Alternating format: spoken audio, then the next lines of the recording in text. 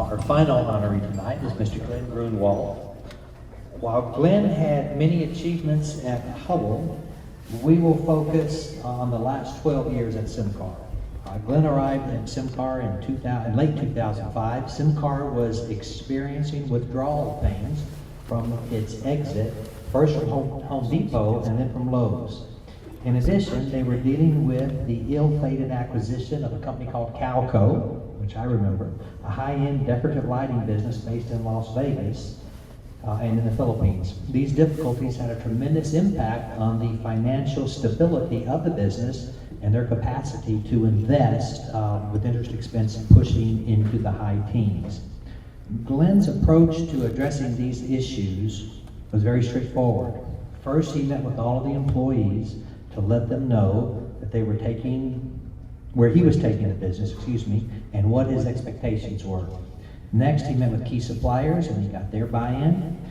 He then finally began dismantling unprofitable segments of the business, be they customers or product lines. By Christmas 2006, SimCar was not only profitable, but had established new banking relations with PNC, which lowered the interest rate, enhanced the cash flow, and allowed SimCar to reinvest in the business. Subsequently, in 2011, SimCar began another chapter in their 65-year history with the shift from a business dominated by fluorescent to one increasingly driven by LED. In 2011, 92% of the revenue was derived from fluorescent products, the vast majority indoor. Today, over 60% of the sales are LED products and 22% are outdoor products. Additionally, SimCar has moved from a business oriented around stock and flow commodity products to one where the architect and consulting engineer play a much more important role. SimCar has become a business that is focused on the utilization of its manufacturing expertise to provide variations of products in smaller quantities and expedited time frames for their business. Please welcome Mr. Glenn Grunewald.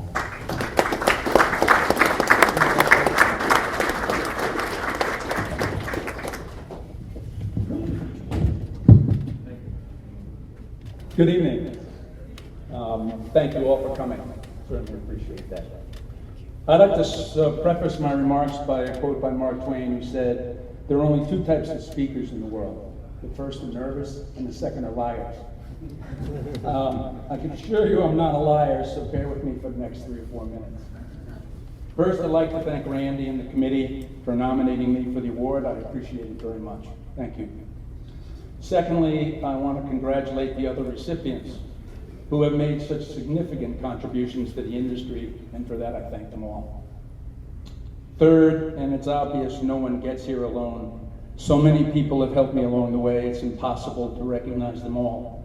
But I could not have done what I have done in my career without a partner of over 40 years, my wife, Pat.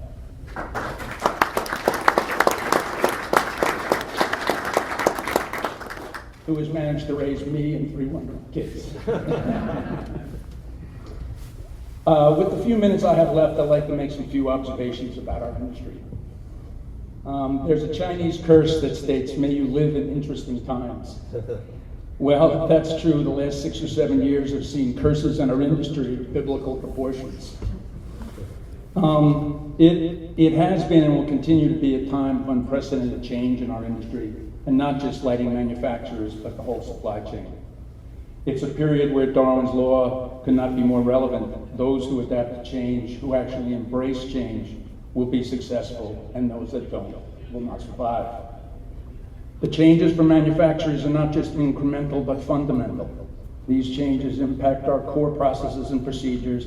They impact how we go to market, how we develop products, and most critically, how we retool our organizations to ensure we have the skill sets necessary to take advantage of the opportunities that are presented. People have always been the difference makers in our industry, and this is especially true now given the speed at which we must operate in a digital world which we find ourselves. Well, it's late, and I know I'm the last man standing, so I'd like to close with a quote by Winston Churchill, who said, "Every man has his day, but some days last longer than others."